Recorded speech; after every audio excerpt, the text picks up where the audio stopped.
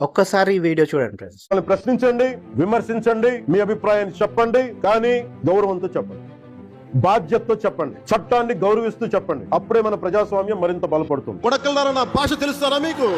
తమాషాలుగా ఉందా? కొడకల్లారా గౌరవంతో చెప్పండి, బాధ్యతతో చెప్పండి. తప్పు తీసుకొని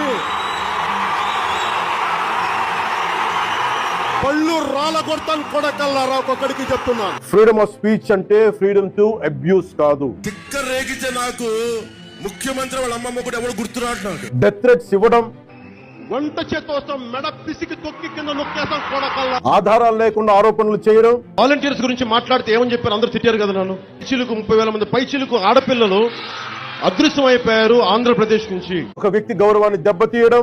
రాహుల్ గాంధీ గారు పెళ్లి చేసుకోలేదు అన్నారు కానీ బ్రహ్మచారం చెప్పలేదు. ఇవన్నీ రాజ్యాంగం కల్పించిన స్వేచ్ఛలోకి రావు. ఇవి చట్టపరంగా నేరాలు. మీకు నైతిక బాధ్యత ఉన్నప్పుడు చట్టాలను చేసే లా మేకర్స్ లా బ్రేకర్స్ అయితే మనం ఎందుకు చట్టాలు పాటిస్తాం? ముందు మీరు పాటించండి, ఆ తర్వాత మేము పాటిస్తామని చెప్తాం ఒకసారి. ఫ్రీడమ్ ఆఫ్ స్పీచ్ గురించి మాట్లాడుతున్న పవన్ కళ్యాణ్ గారు ఇంతకుముందు ఎన్నోసార్లు దాన్ని దాటి వచ్చేసారు. ఇవన్నీ ఆయనకు గుర్తుండలేదంటారా, లేకపోతే పవన్ కళ్యాణ్ అయితే చేయవచ్చు, సామాన్యుడు అయితే చెయ్యకూడదు అని ఆయన ఉద్దేశం అంటారా? మీ ఒపీనియన్ కామెంట్ బాక్స్ లో తెలియజేయండి.